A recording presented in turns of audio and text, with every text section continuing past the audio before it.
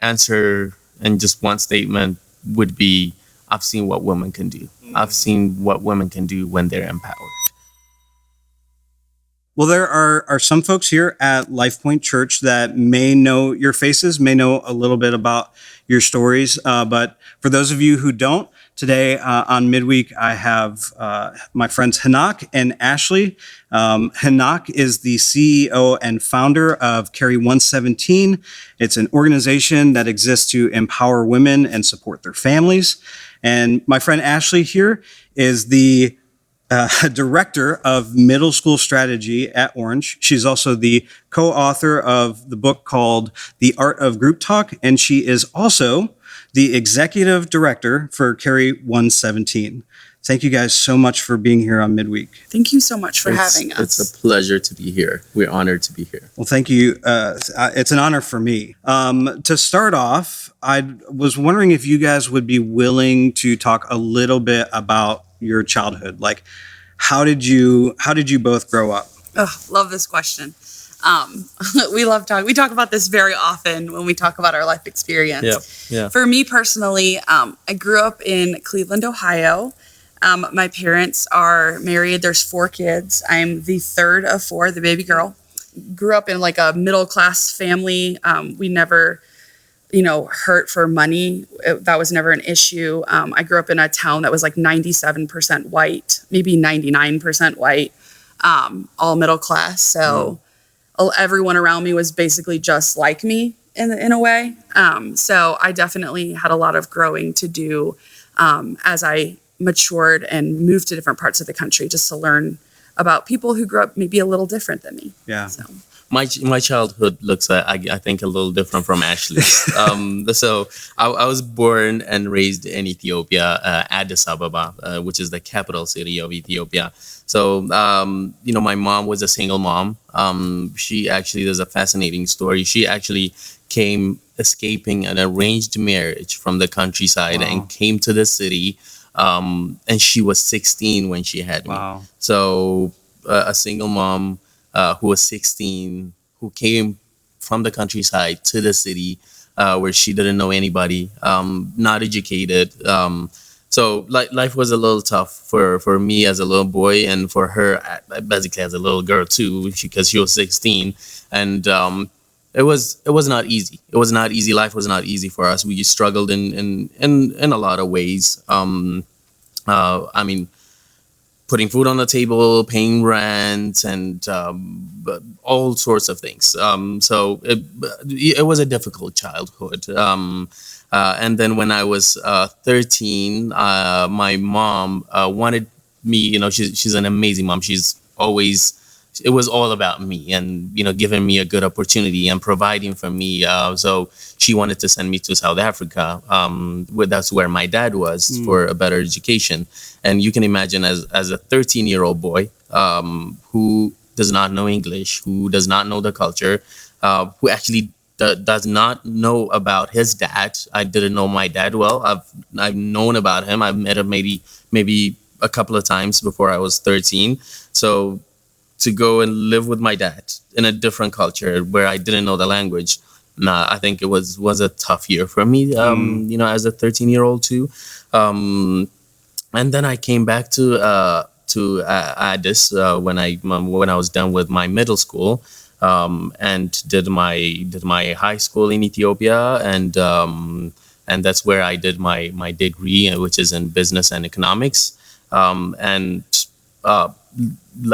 we getting a job was a little bit difficult. It was not an easy thing to do, and I think I struggled for about a year in finding a job, and I was hired as a translator at an organization, which my parents were not happy about, because they've sent me to South Africa to get a better education, and I have my degree in business and economics, and here I'm a translator, and I think that's where my life began, because I got to translate for mission teams. I got to translate for adoptive families. That's actually where I met Ashley and Life Point too, and it kind of got me into a path to a great beginning. And causes Carry 117. That was why Carry 117 was born. So that was pretty much my history and how I grew up. Yeah. Yeah. So, I mean, you talked about a little bit how you guys connected, but how does a girl from the Midwest and a guy from Addis Ababa, Ethiopia, how do they find each other? So I met Ashley 10 years ago. So when I found that translating job, my job was to translate for adoptive families, for mission teams. And I remember LifePoint Church had sent a team which was led by Ashley, and that's how I met her, and that's how our friendship began. And ever since then, we've been amazing friends. And through that friendship is where I saw, Ashley's heart for the underdogs, Ashley's heart for empowering women, and her heart for Ethiopia. And that's actually what led us to start Carry 117. I mean, she is one of the people that I reached out to when I even had a thought about starting Carry 117. And she's been part of every decision that we made at Carry 117. And we've had a great partnership and an amazing friendship ever since then. So, yeah. Thanks. That was nice. I was going to say, for me, growing up in the Midwest, my undergrad degree is in school health education, and I took an entire semester class on HIV/AIDS. And I would say, even though my parents did this amazing job of having service as a main value in our family, because I grew up in an area that everyone was the same, and I didn't really understand that there was people who grew up a different way than me, or who struggled in a different way than me. And I did a semester class on HIV/AIDS where I learned about the HIV/AIDS pandemic in the world. And although it is present in the United States of America, we talked a lot about the scars that pandemic left on the continent of Africa. And I was riveted that there was an orphan crisis because a pandemic wiped out an entire population of parents. Yeah. And I was like, oh my goodness, just learning about that, God did something in me in that classroom. And I remember being like, this is amazing to learn about and heartbreaking to learn about. But I don't just want to learn about in a textbook. At the time, I didn't know anyone with HIV. At the time, I didn't know anyone who had been to Africa. At the time, I didn't know any missionaries. I didn't know any organizations there. But I know sitting in that classroom, I felt like God told me that I wanted to go, that I should go and experience it. And so that would be the beginning of my heart for the world. And then when I was teaching at Sykesville Middle School, I remember going to our school board and just being like, hey, I do an entire lesson on HIV/AIDS. I'm passionate about teaching middle schoolers about it. But, you're always encouraging me to create lessons that are engaging for students, that engage their senses, that get them moving, get them experience something. I would be a better teacher if I could go and experience. I don't want to just tell the students something that I read in a textbook. I want to share a real life experience. It will make me a better teacher. And they were the most amazing people, because they were like, yeah, you should go. As a health teacher who teaches this unit, go experience it and help us become better at teaching it, which, hello, what a gift for an employer to do that for me. And so when on my first trip, I didn't meet him on my first trip. I met Henok on my second trip, but the first trip was just exposure to a lot of different organizations doing incredible work, and some organizations that were making some decisions and making it more difficult for them. So I learned a lot. I didn't know anything going. I was just soaking everything in. I made a ton of mistakes. I learned a lot in the process. But I remember coming back to LifePoint and being to Joe Pascal actually, and being like, Joe, we got to partner with Ethiopia. And he gave me the best advice. He said, you know what? A lot of people feel this way about their first mission trip. You should go some other places first before you decide that you want to invest in Ethiopia, which was one of the best pieces of advice anybody's ever given me.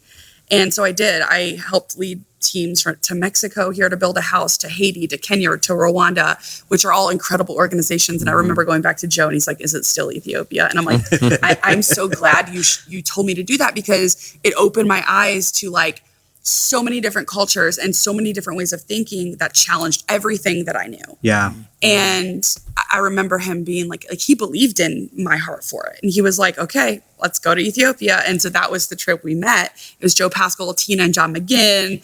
And we met Henok on that trip, and it was awesome. Like, I met a lot of people in Ethiopia, a lot of amazing people, but there was something about Henok's heart and his presence. And I know you're going to hear more about his story shortly, but I was so drawn to his heart and his compassion for the purpose. And like, we went through some hard stuff in the organization we served at.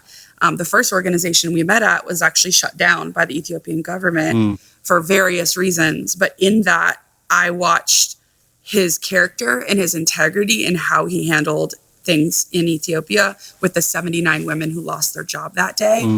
And it was heartbreaking for us. And I feel like, I realized in that moment, this isn't just a job, like this is a calling for him, because he didn't have to start something after that was shut down. And I got to see he was like genuinely wanted to help at-risk women.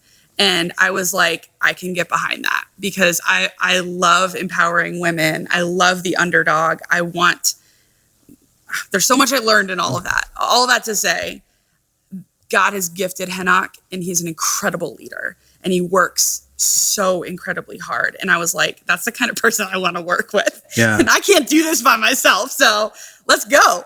Yeah, that's amazing. You use the word, and it's on the website, carry117.com, that the organization exists to empower at-risk women. And we hear that word, but it can mean different things to different people. So can you help me and help us understand, what is it in particular that at-risk women means for the women in Korah? In Ethiopia, there's a division of gender where you have the female being, the mother, the caring, the person who stays at home, the person who does not make decisions, the person that does not get to go out and get education, that is not the income bringing, that does not have the income bringing role.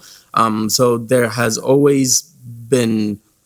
always been neglected when you come to decision making, and the economy and the family. So they've really stayed in the background in making all these decisions and taking part in decision making. For example, if somebody has a male and a female child, a daughter and a son, the son would go to the school and get education, where the female stays at the house and learns how to cook or be with her mom and takes care of the family. So there has always been that risk of if they were to make it, if they were alone, they wouldn't make it out there. Right. And I'm a personal, testimony when it comes to that, because my mom had trouble raising me, had trouble getting a job, had trouble just making it out there and having an income. So when we refer to at-risk women, we refer to single moms, because single moms mostly might not be educated, might have a hard time getting a job, might have a hard time making an income or bringing an income to the family, because that's not the opportunity that they've been given. So it refers to women in general that have not had the opportunity to make it out there, or to be the provider, or to make any decisions. So it'd be like single moms, widows, those who have not been educated, those who are living with a terminal illness, such as leprosy or HIV, those who are the financial provider of their family.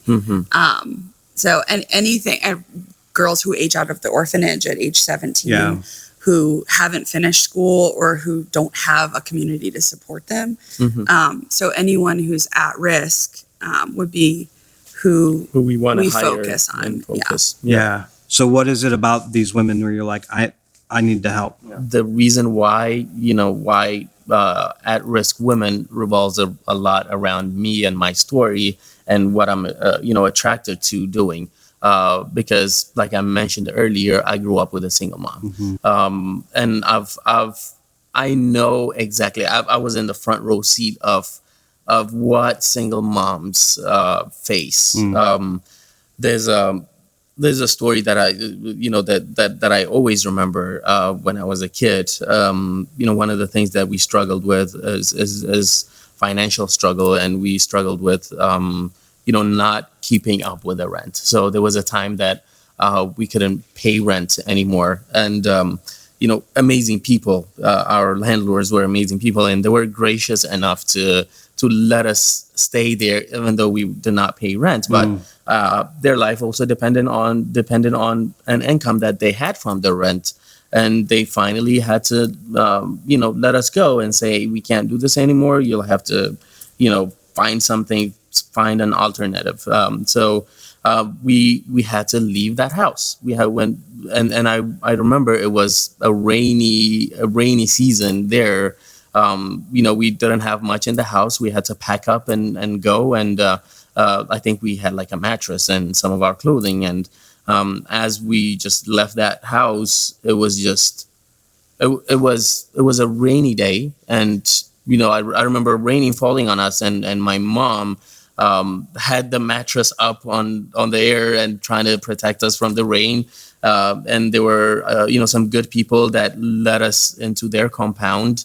And even though they had a big house, a nice house, so in Ethiopia, we have kitchens that are usually outside because they could get messy, and they always build it on the outside. And it didn't have walls, but it had a roof on top. And they were like, okay, you could just stay in here because of the rain. And I mean, I remember sitting there, even though the people were gracious enough to let us, hide from the rain. I was wondering, they had a big house, they had rooms. Why didn't they let us in there? And I remember my mom feeling inadequate, that she couldn't provide, a house for her child. So it was. I've always thought that there should be no kid should go through that. No kid should go through that. No mom should feel inadequate to provide for her child. So I've always had the heart to help single moms and kids my age not go through that. So it really makes me happy that K117 exists to empower women, and we have single moms. We have kids my age. I remember when I was 7, and it just fills my heart and re-energizes me to see that kid happy with his mom, having a house to go to and having a meal on their table. So yeah, that's why I favor at-risk women. Yeah. That's great. I'm getting emotional. Like that's a beautiful. Thanks for sharing all that. Yeah, it's a beautiful story, and that it's so personal, and that there is a level of empathy for those women that maybe a lot of people may not have that same experience and may not be able to empathize in the same way. And thank you for doing what you do. Of course. And I think a lot of research we've read too is like empowering a woman in a community. You actually better the entire community, because in a lot of studies they say like when the woman is empowered and she is earning a paycheck, she turns to feed at least 5 mouths and betters the community in general, where in the research it was showing the man doesn't necessarily use that money to better that community. And so we felt like, I mean, in addition to Henok's personal heart, I also obviously love the whole idea of empowering women. I think it looks different in our culture and in our country. In some ways. In some ways, there's a lot of similarities. And so I just had a chance to hear his story and his heart. And I know it takes a lot of bravery and courage to be so vulnerable about your story. And I think I just thank you for it, because it helps us understand more of the heart behind the organization.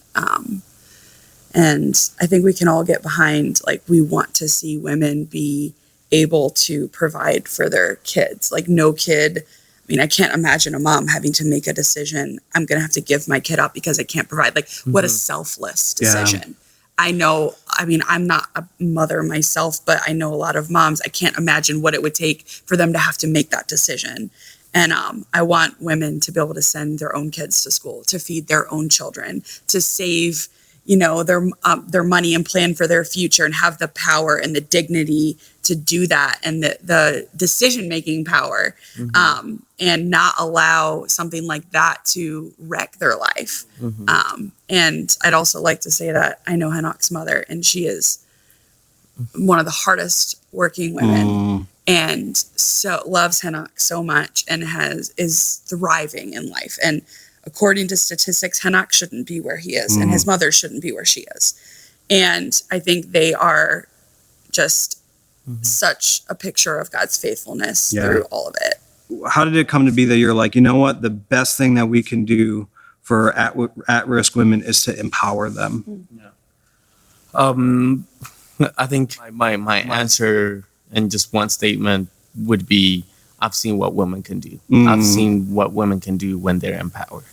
I want that on a t-shirt. That's awesome. I've really seen, and again, going back to my story, I've seen what my mom was able to do.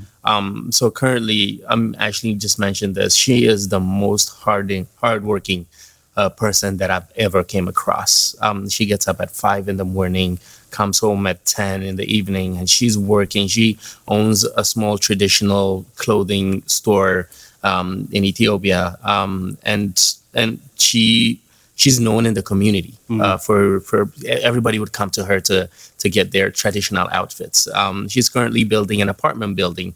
She probably has hired in the past year over 40-50 guys to work for her. And all this came because she was empowered. She worked hard to earn this. I've seen the women at Carry 117. I've seen what they can do when they're empowered. I've seen you all have seen the beautiful bags that they make. Some of them when we hire them, they've never held a scissor before. They've never sat on a sewing machine before. So as soon as you teach them all these trades and skills, I've seen what they can do. So like I said, I always believed in the women.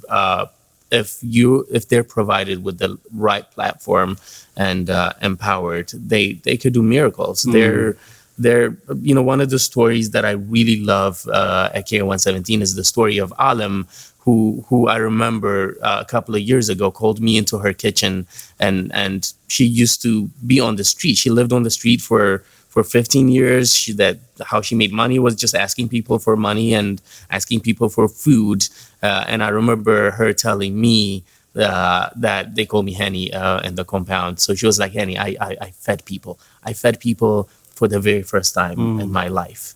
And she kept on saying, remember 15 years for a holiday, I've asked people to give me food. And she was like, I bought meat because meat is considered a luxury in a lot of parts of our community and society. You only have it for holidays. And she bought meat and fed it to her neighbors. And you can see the dignity that's restored there, the empowerment there, and that she was not just thinking of herself, but also thinking about her community and feeding, her neighbors or sharing her food and what she has. So it's because I've personally seen what women can do when they're empowered, and that's why we wanted to focus on women, and that's why we believe that women empowerment through sustainable job is the key. Yeah, that's great. And along the way, we're going to get into it a little bit more, but along the way, there have been successes and failures, I imagine. But through this all, how have you seen God's faithfulness as you're working with these women? Yeah, that's a good question, Brad. I mean, so basically, stepping up in faith was what I did to start K117. And, fast forward 7 years later, we have more than 20 women working for us. We've had 45 women, benefit from K117. We have 11 sewing machines, and we're selling in US. We're getting to meet a lot of amazing people, partnering with a lot of organizations here. So I think that we've seen God's faithfulness in every aspect of our work, and me personally, and all my personal life. That's great. Yeah. I think another area we talk about a lot is just we had no idea like how God would use Carry 117 to change us and grow us. We had no idea how God would use Carry 117 to change people across the world, or impact people across the world. We knew it would impact the women, but to the degree it has, it's just, it's not us, it's God. Like when you say yes and you step out in faith, I think God does things that you would have never imagined. And I think we've seen that over and over again in every yes. What was one thing that, or a couple of things that you learned from one another? Yes.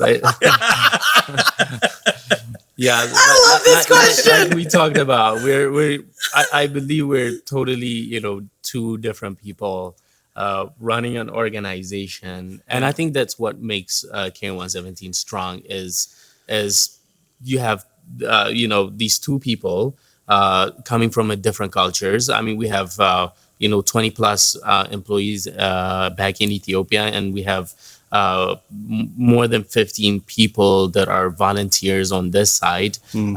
These two groups come together with two different backgrounds, with two different cultures, but do an amazing work. So it's just a beautiful thing when you decide to get out of your box and try to learn about other cultures and try to embrace change and new ideas and new perspectives. And I think in our past 10 plus years experience of friendship and partnership, I think I've learned a lot in this past 10 years. Yeah.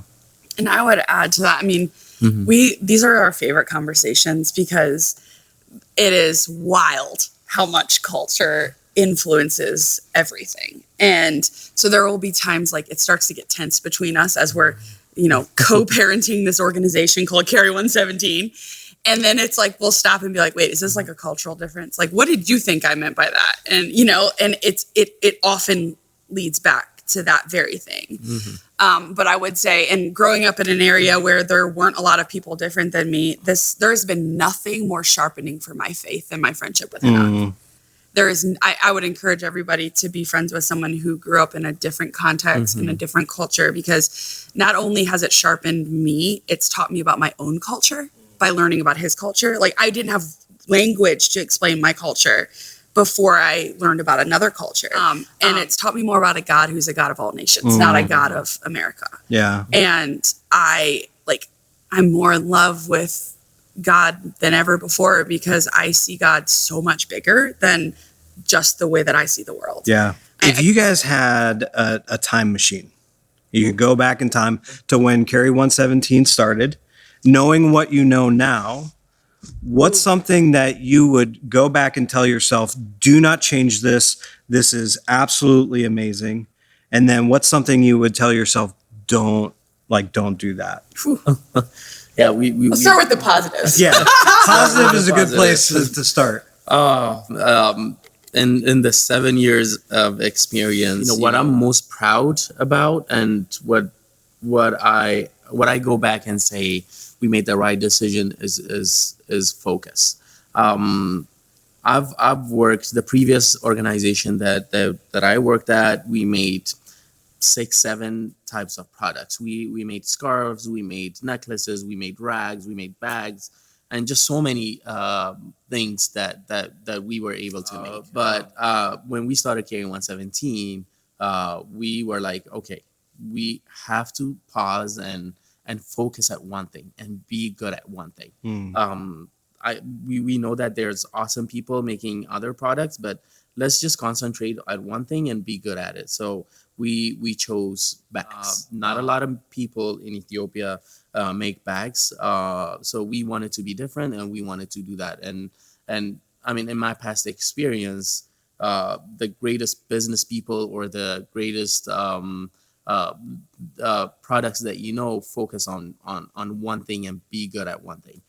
So we decided to focus on bags and really be good at it.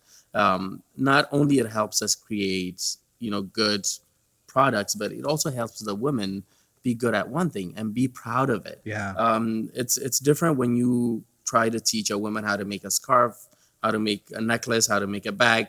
It just takes so much time, and you can never be good at everything. So I think I'm really proud that Carry 117 chose to focus on making products, because I've seen the women look back and be proud of what they make because they were able to focus on one thing and be good at that one thing. Yeah. We want this to be a fair trade organization. And what that means is we want to make sure that our entire, like all the materials we use, as many as that are indigenous to Ethiopia as possible, we want to empower, the country in that way and be able to have access to what's available. So making sure that everything, our entire supply chain, everyone is paid fairly and the work environment is healthy for the family there and all of that. And so from the beginning, we said we will never make the cheapest product, but we can guarantee the ethics behind our organization. And we, as a LifePoint family, we've been fortunate enough to partner with you with Carry 117 for 6 years now. 7 years now. Yeah. What in that time has meant the most? Cool. I think even walking in, to this, we were just talking about it, and it feels my first trip to the U.S. was coming here, and being at LifePoint, and I think it's LifePoint literally has all to do, or has a lot to do with why Carry 117 existed. We would not be here if it was not for LifePoint Church, and we're so thankful in so many ways as an organization and as me personally. It was LifePoint Church, and it was people from LifePoint Church that I reached out to when I was thinking about starting Carry 117, and they believed in our mission, and they believed in the vision, and they're still, LifePoint is still our biggest fan and would support us in any way that they can. And not just that, like I would reach out to LifePoint Church when I'm personally struggling, when I'm needing prayers. Just recently, I lost an important person in my life, and LifePoint was the people that I reached out to and asked for a prayer on when we were struggling with his health, and LifePoint was the church that took care of a lot of things for us, whether in prayers, whether in financially, that helped the family in a lot of ways, with the funeral, with the kids' school. I feel like LifePoint has a lot of things to be thanked for, both personally with Carry 117 and with Carry 117. I don't even know if LifePoint knows, but a lot of Carry 117's volunteer staff attend this church. Half of, I think, our volunteer staff. And so not only are they here as part of this community and part of the partnership between LifePoint and Carry 117, but they're literally on the Carry 117 staff, shipping out bags across the world, working their butts off, doing inventory, pop-up shops, where can we get our stuff into to help? Because we're a fully self-sustaining organization. Any donation that we do get, which LifePoint's been faithful in donating, for LifePoint's tithe money. If you're wondering where it goes, Carry 117 is a beneficiary of it and it helps us buy more sewing machines. It helps us further the organization. But in terms of our payroll and all of that, in terms of the women, everything is self-sustaining, and a lot of people here are part of that. And so, and I know on behalf of LifePoint, the representatives are Nicole Hunsaker and Mason Boyer.